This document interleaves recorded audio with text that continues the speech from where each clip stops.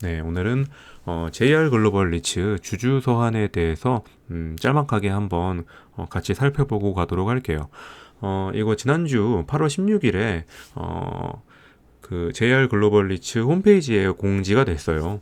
그래서 제목은 최근 주가 하락에 대한 운용사의 대응 방안이라고 돼 있고, 쉽게 말해 주가가 너무 빠졌는데 그 부분에 대해서 우리 회사가 이렇게 대처를 하고 있으니 너무 불안해하지 말라, 이제 이런 메시지가 있다고 보거든요.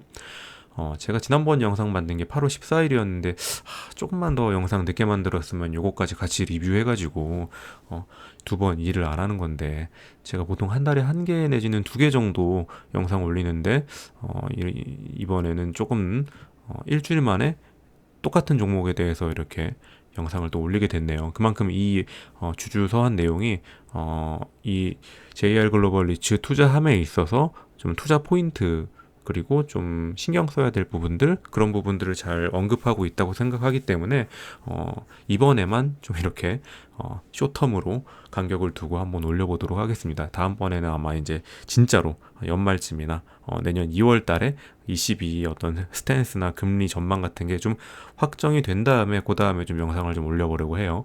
아무튼 이제 본론으로 돌아와서 주주 서한에 대해서 한번 같이 좀 보자고요.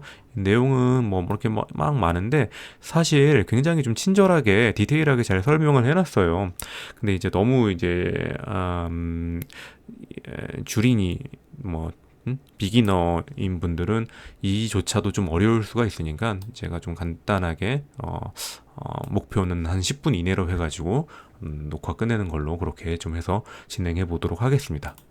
자, 총 한 6가지 정도의 이슈에 대해서 이야기하고 있는데, 첫 번째는 이 회사채예요. 이제 회사채는 2021년에 발행했던 한 700억 정도 되는 게 있었는데, 이거는 당시에 아마 그 뉴욕 건물 인수하기 위해서 좀 발행했던 걸로, 무보증 회사채. 그래서 이게 당시에 한신평, 한국 그 신용평가 나이스 신용평가 두 군데 해가지고 각각 A- BBB 플러스 이렇게 받았거든요. 이건 이 회사채에 대한 신용평가를 받은 거죠. 근데 이번에 2023년 6월에 ICR이라고 그래가지고 기업에 대한 신용평가를 받은 겁니다. 그래서 한신평, 한기평 두 군데에서 받았고, 기존 회사채 BBB 플러스 대비, 왜 BBB 플러스 대비냐? 여기 A-도 있는데, 보통 이제 두세 군데에서 이렇게 받았을 때 낮은 등급을 기준으로 해가지고 금리가 책정되는 경우들이 많다 하더라고요. 보통 시장에서 인식하기로는. 그래서 요거 대비 2.5%에서 3% 정도 이자율이 이득이 있다. 만약에 1천억을 조달한다고 했을 때 25억에서 30억 정도의 비용 상승을 방어한다. 이제 이렇게 되는 거거든요. 근데 이게 25억에서 30억을 비용을 줄인다는 게 아니에요. 왜냐면은 2년 전에 비해서 지금은 금리가 많이 올랐기 때문에 만약에 이 신용평가를 다시 받지 않았더라면은 추가적으로 냈어야 할 25억에서 30억을 안 내도 된다, 이런 거지. 아마도 총 비용 자체는 증가할 겁니다. 당연히 기준금리가 많이 올랐으니까. 그래서 이제 한 7% 정도, 6, 7% 정도 조달 금리를 예상을 하더라고요. 그래서 이제 이게 그 얘기인 거죠. 이거는 당시에 2021년 8월 달에 이 무보증 사채에 대한 신용평가를 받은 거고, 이번에는 기업 자체에 대한 신용평가를 받았는데 그게 A-다. 그래서 우리가 이렇게 잘했다, 이런 내용을 하는 거죠. 자, 두 번째는 파이낸스 타워 임차율에 대한 건데, 이거는 뭐 JR 글로벌 리츠 주주라면은 뭐 이건 모르는 사람이 아마 없을 거예요. 거의 만실 상태고 공실이 별로 거의 없는 상태. 이게 이제 브뤼셀에서 트로피 어셋이라고 하면은 뭔가 그 동네 그 지역에서 그 나라에서 좀 프레스티지 건물이라는 거죠. 상징성이 있는. 그렇다고 해가지고 무조건 좋은 건 아니에요. 그만큼 좀 고평가돼 있을 수도 있고 뭐 그런 게 바로 뭐니 트로피 어셋이죠. 이제 하지만은 배당 수익률 고려했을 때 그렇게 고평가됐다고 생각하기는 좀 어려운 것 같고, 간평가 기준으로 했을 때 또 ESG를 강화했다, 뭐 이런 얘기를 써놨는데 이거 뭐 주주들이랑은 지금 당장 별 관련은 없는 내용 같아요. 그 임차 기간 연장을 협의 중이다, 지속적으로 협의 중이다 써놨는데, 이것도 사실 지금 임차 기간이 너무나도 많이 남았기 때문에 이 부분에 대해서 굳이 주주들은 신경 안 써도 됩니다. 3번으로 넘어가죠. 3번이 사실 우리 주주들이 제일 좀 고민을 많이 하는 부분이에요.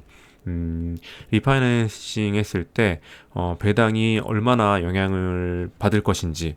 그래서 가끔 이제, 이게 지금 리파이낸싱 때문에 주가가 이렇게 떨어지는 거다, 이런 식으로 좀 얘기하는 분들도 계시는데, 저는 그거는 아직은 아니라고 봅니다. 만약에 리파이낸싱이, 더 최악으로 떨어지게 될 경우에는 주가가 더 빠질 수도 있다고 보고, 리파이낸싱 때문이 아니고, 지금 그냥 리츠 섹터 자체가 떨어지는 만큼 JR 글로벌 리츠도 떨어졌다고 보는 게 맞는 주가예요. 지금 봤을 때는. 아무튼, 리파이낸싱에 대한 걱정이 지금 굉장히 많아요. 아직 한 1년 4개월 정도 남았지만은, 우리 주주들은, 악재에 대해서는 좀 미리 걱정하는 습성이 있기 때문에, 자, 근데 이 부분에 대해서 이 AMC 측에서는 이 파이낸스 타워 이 임대차 계약 자체가 물가 연동체 같은 인플레이션 방어적 속성이 있는데 너무 걱정하지 말아라. 이제 이런 얘기를 하고 있는 거죠. 이 물가 연동체라는 거는 물가가 오르면은 금리가 덩달아 오르는 그런 채권을 얘기하는 거죠. 그래서 금리 충격은 임대료 증가로 일부 완충을 할 수가 있다. 하지만 모든 충격을 흡수하지는 못할 것. 이제 이런 식으로 써놨어요. 이 얘기는 조금 더 바꿔 얘기하면은 배당이 좀 떨어질 수 있다 이 얘기를 하는 거죠. 그래서 그럼 금리를 어떻게 조달할 것인지 이 부분에 대해서도 주주들이 굉장히 좀 어, 의문 의문스러워 하는데 이제 금리 조달을 어떻게 할지에 대해서는 아직 이제 전략적인 부분이기 때문에 왜냐면 이게 금리 조달하는 거는 어떻게 보면 돈을 빌려주는 쪽과의 협상이고 내고잖아요. 내고할 때 내 패를 모두 깐다는 거는 사실 그렇게 유리한 상황은 아니죠. 그러다 보니까 이 AMC 측에서도 그런 부분들 때문에 아직 모두 공개하기가 좀 어렵고 뭔가 좀 확정되면은 그때 공개하겠다 이런 식으로 좀 얘기를 하고 있습니다. 그래서 이제 예상하기로는 지금 벨기에 국고채 금리가 2.848%인데 이거는 이제 8월 10일 기준으로 지금 보니까 지난주 말에는 이거보다 조금 더 오르긴 했는데 뭐 큰 차이는 없는 정도더라고요. 이거보다는 얼마간 높은 수준으로 결정되지 않겠나 이제 이런 식으로 얘기를 하고 있었습니다.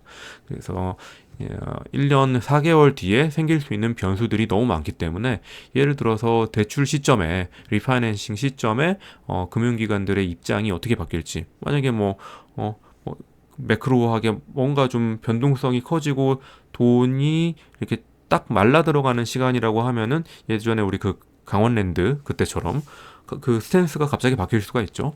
대출 시장도 그런 이유로 바뀔 수가 있고 바젤4 등 금융 감독의 정책 그 각 국가의 정부에서 어떤 식으로 또 금융기관들한테 금융 정책들을 또 바꿀 수가 있고 이런 부분들이 있기 때문에 변수가 많고 확실히 얘기하기가 어렵다. 다만 인플레이션은 지금 점진적으로 좀 안정되고 있고 금리 하락을 예상하고 있기 때문에 아무튼 올해 말이나 내년 초에 금리가 이렇게 피벗 될 때, 그 부분, 그때 이제 좀 확실하게 좀 얘기할 수 있는 것 같아요. 그건 그렇고, 최근에 유럽의 현지 A급 오피스 자산은, 4% 중반부터 시작한다. 근데 이 벨기에 이 브뤼셀 파이낸스 타워도 A급 오피스에 해당하죠. 그러니까 이 정도 만약에 지금 한다고 하면은 이 정도를 좀 기대를 하는 것 같아요. 그리고 JR 글로벌 리츠는 투자 등급 채권 중 BBB 플러스 회사채. 그러니까 지금 우리나라 그 BBB 회사채를 얘기하는 것 같아요. 8% 중반 정도 되는데 배당이 사실 얼마가 나올지를 모르는 상황이기 때문에 배당 수익률을 역산해서 그때 주가가 얼마나 될지 알 수가 없어요. 그러니까 지금 내년 후반쯤 돼야지 이게 이제 계산이 가능할 텐데, 아무튼 그때 배당 수익률은 BBB 플러스 회사채 정도, 이 BBB 플러스 회사채도 내년 말 되면은 또 이게 수익률이 바뀔 거 아니에요. 그러니까 이거는 정말 아무런 의미가 없는 얘기니까 신경 쓰실 필요는 없습니다. 그냥 그 회사에서, 우리는 이 정도 그냥 기대한다. 이런 얘기를 한 거예요. 자, 그래서 지금 벨기에, 5년물 그 금리인데 이게 5년물 금리인 거죠. 그 그 듀레이션에 따라서 이렇게 수익률이 변한다는 거예요. 지금 단기물은 굉장히 높고 3.45% 정도, 그리고 5년 정도 중기물, 중장기물은 한 2.5%가 안 되는 수준에서 지금 수익률이 결정되고 있다. 이런 얘기를 하고 있습니다. 지금 이 얘기는 기준금리를 높여서 단기물의 금리는 올라갔지만 장기물은 경기 침체라든지 인플레이션 하강을 예측하고 있다는 거죠. 자, 그리고 이제 뉴욕 건물에 대한 얘기를 하는 거죠. 뉴욕 건물 4번 맨해튼 4987번가. 맨해튼 현지 상황은 예상 밖으로 악화되고 있음. 이제 뉴욕 그 오피스 부동산 시장이 지금 굉장히 안 좋죠. 예상 밖으로 악화되고 있다. 이런 표현을 썼는데 나는 그때 예상이 되던데 금리가 이미 오르는 속도가 좀 가팔라져가지고 오피스 시장이 좀 좋지 않겠다는 부분들이 예상이 되던데 AMC는 예측을 못했나 봐요. 아무튼 임차인이 주 임차인인 거죠. 60% 이상을 차지하고 있는 주 임차인이 SEIU라는 비영리기구 노조인데, 이 노조는 연방정부에서 이제 지원을 받는다, 재정적 지원을. 그렇기 때문에 중간에 뭐 파산하거나 지금 뭐 위워크처럼 막 파산해가지고 갑자기 예기치 못한 공시를 만들 위험이 없는 매우 방어적 속성의 임차 상황인 거죠. 그러니까 사실상 뉴욕 건물도 정부의 지원을 받는 어떤 비영리 기구가 60% 차지하고 있고, 브뤼셀 파이낸스 타워도 벨기에 정부가 직접 들어와서 임차하고 있으니, 사실 우리 그 두 개의 건물은 거의 어떤 블랙스완이 나타나기가 힘든 그런 부동산 자산이라고 볼 수가 있는 거죠. 그렇고 미드타운 내 클래스 A 자산, 이제 미국 부동산 같은 경우에는 특히 이제 리츠에서 이런 클래스 A, 클래스 B 이런 얘기가 많이 나오는데, 보통 클래스 A, B, C 이렇게 세 개로 나눠져요. 그래서 B 정도 되는 게 보통 에버리지 중간 정도 되는 거고, A가 프라임 자산, 프라임급 자산을 얘기를 하는 거죠. 이런 프라임급 자산이고, 공실률을 지속 감소시키는 노력을 하고 있는데 취득 이후에 5% 정도 임대료를 상승시켰다. 그러니까 당연히 임대 수익률이 올라가겠죠. 지금 21계층에 1계층만 공실 상태다. 여기서 뭐 이거를 추가로 또 임차인을 드릴 때 뭐 마케팅 같은 거는 별로 안 할 것 같다, 이런 얘기를 하는 거 보니까 이것도 뭐 저는 수시로 좀 전화해서 물어보는데 뭐 좀 조율 중이다, 그러니까 새 임차인 들어오게 하기 위해서 조율 중이다, 이런 얘기를 좀 했던 것 같아요. 이거 들어오면은 이제 만실이 되는 거죠. 다섯 번째는 환해지에 대해서 이야기를 하고 있는데, 저도 이제 환해지를 사실 굳이 왜 했나 하는 생각이 좀 들었거든요. 왜냐면은 사실 이제 유로화라든지 달러화라든지 이 원화보다 더 단단한 자산이잖아요. 그러니까 더 단단한 환이잖아요. 굳이 우리는 사실 이 JR 글로벌 리츠에 투자하는 투자자들 입장은 어떤 한국이라는, 대한민국이라는 자체를 좀 해지하고 싶은 건데, 우리나라가 예상치 못하게 좀 악화되거나 이랬을 때 해외 자산을 일부 편입함으로써 그런 부분들을, 그 국가적인 어떤 위험을 좀 방어하고 싶은 그런 마음이었던 건데, 왜 굳이 유로화를 이렇게 막대한 금액을 해지를 했나 하는 의문이 좀 들었었거든요. 근데 이게 이제 우리나라에서는 처음으로 인가된 어떤 해외 자산에 대한 그 상장 리츠였기 때문에 정부에서 굉장히 좀 꼼꼼히 봤던 것 같아요. 그래서 이 환해지를 처음에 했던 거는 인가 당시에 정부의 의견이 좀 많이 반영이 됐다, 이러더라고요. 그게 이제 이번 서한에 적혀져 있는 내용이었고, 이게 사이즈가 크고 어떤 이 상장 뭐 제조업이나 뭐 IT 기업 이런 데가 아니고 리츠 회사다 보니까 금융기관에서는 보증 없이는 장기간 해지를 잘 안 해주려고 그런다는 거예요. 그리고 이게 환 해지 규모가 수천억, 굉장히 사이즈가 크기 때문에 환율 변동이 심하면은, 특히 이번처럼 1200원 하다가 1400원으로 유로가 확 뛰게 되면은 유로에 대한 그 환해지 정산금을 막 700억씩 막 이렇게 내야 되는 그런 상황이 발생한다는 거죠.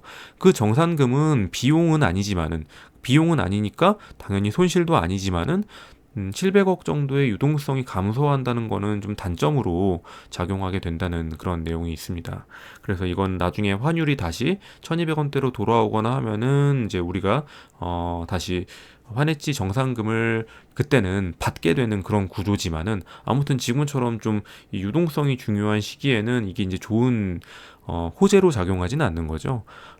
그리고 올해부터는, 그러니까 여기는 그때는 보증이 있어야지 이 환해지를 할 수가 있었는데 올해부터는 보증 없이 환해지를 할 수 있게 되었다. 그래서 저는 이 자금 보충 확약 수수료라는 거를 그동안에 이렇게 수십억씩 내고 있다는 거를 몰랐어요. 근데 이제 이번에 이제 이 서한에서 써주기로는 앞으로 이렇게 매년 수십억 원의 어떤 자금 보충 확약 수수료 내던 거를 안 내도 된다, 이런 얘기를 지금 하고 있는 거죠. 이거는 이제 호재가 되겠죠. 이거는 뭐 이 업적을 더 좀 부각시키기 위해서 이런 예시를 든 것 같은데, 만약에 이게 환율 시장이 굉장히 안 좋았다고 한다면은 최대 100억 원까지도 낼 정도의 그 정도 수수료 금액이 될 수도 있었다. 근데 우리가 그걸 막았다. 이제 자랑을 하고 있는 거죠. 이거는 이제 실제 비용은 아니고 잠정적으로 발생 가능한 그런 비용에 대해서 아꼈다, 방어했다, 이런 얘기를 하고 있는 겁니다.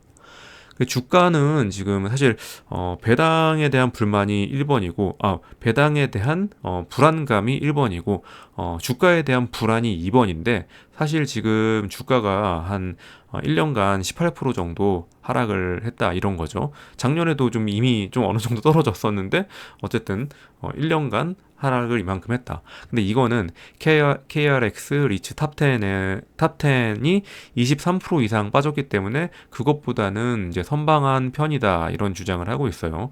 별로 설득력은 없습니다. 빠진 건 빠진 거지. 근데 이제 여기서 좀 봐야 될 거는 JR 글로벌 리츠가 아까도 얘기했지만은 배당에 대한 어떤 불안감이 있기 때문에 이렇게 빠진 거라고 조금 오해하는 주주분들이 있는데, 그건 아니라는 거죠. 남들이 빠졌기 때문에 다 같이 빠진 거예요. 근데 이제 한국 시장 내에서는 좀 덜 빠졌다, 이제 이렇게 보면 되겠고, FTSE, ERPA, NA 리츠, 뭐 글로벌 리츠라는 이제 디벨롭드 아시아 섹터도 18.09% 정도 하락했다. 이러니까 아무튼 그 정도 빠진 거라는 거죠. 이거는 그걸 나타낸 그래프고, 이제 이 주가에 대해서 운용사 측에서는 이제 수급을 좀 분석해 봤는데, 국내 기관 같은 경우에는 이제 펀드 환매가 이제 꾸준히 지금 이제 양극화 시장이잖아요. 양극화 장세. 불과 지금 몇 달이 아니고 거의 한 1년 사이에 계속 그런 것 같은데, 2차 전지 섹터에 계속 이제 돈이 몰리다 보니까는 어떤 펀드나 기관 같은 데에서 이제 신탁, 투신인 거죠, 투신. 금투인가? 아무튼 남의 돈 맡아가지고 굴려주는 애들, 이런 데에서 수익률이 자꾸 떨어지니까 이거를 팔아가지고 2차 전지나 좀 잘 나가는 섹터에 좀 투자해야 된다, 이런 움직임이 확실히 좀 있었던 것 같고, 이런 펀드 환매 요청, 안 나가는 섹터는 자꾸 펀드가 환매가 들어가는 거죠. 그러면은 그 부분은 자꾸 자산을 팔아야 되고 더 양극화가 심해지고, 그래서 이런 부분들에 대해서는 리츠뿐만이 아니고 일반적인 전통적인 고배당주들이 다 좀 그런 움직임을 겪었어요. 그리고 또 경쟁 리츠들이 자꾸 비슷한 포지션에 있는 리츠들이 자꾸 유상증자를 자꾸 하다 보니까는 패시브 자금은 정해졌는데 그 부분으로 돈이 빠져나가야 되기 때문에 JR 글로벌 리츠는 자꾸 팔아야 된다, 이제 이런 어떤 패시브한 자금이 빠져나가는 부분들에 대해서 이제 이야기를 하더라고요.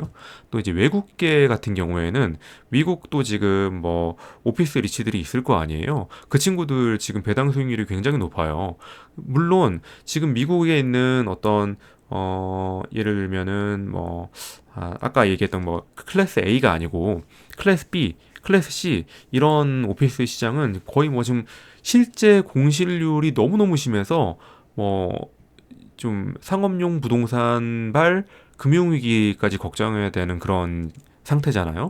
그러다 보니까 좀 괜찮은 오피스 리츠 같은 경우에도 10% 정도까지 배당 수익률이 올라가 버린 거죠. 그러면 글로벌 자금 같은 경우에는 이 지금 한국 시장에 들어와 있는 이 패시브 자금 같은 거를 좀 분배를 할 수밖에 없잖아요. 이쪽에 팔아서 이쪽에 덜고 그런 움직임이 있을 거로 생각이 된다. 이제 운용사 측에서도 그렇게 추정을 하는 거죠. 이래서 기관과 외국인의 움직임에 대해서 이렇게 좀 설명을 했고, 대신에 이제 리파이낸싱 하기 전까지 지금 한 배당이 3번 정도 남았는데, 올해 내년하고 2025년 4월에 받을 배당금, 그리고 아무튼 대충 그쯤까지 해가지고는 380원 플러스 알파를 더 줄 수 있을 것 같다, 이제 이런 얘기를 하고 있습니다. 사실은 이게 원래 이번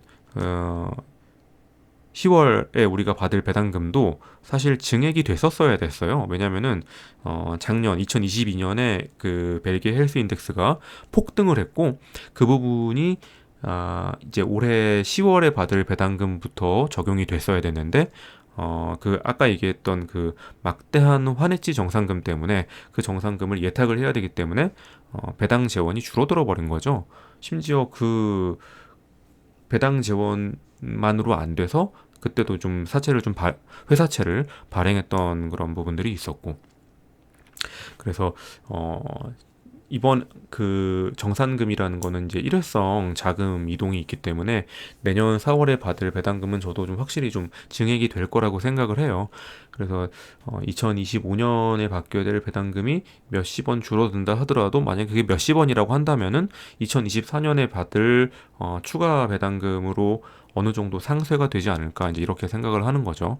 이제 최종적으로는 인플레이션과 금리가 장기간 지속 가능하진 않다.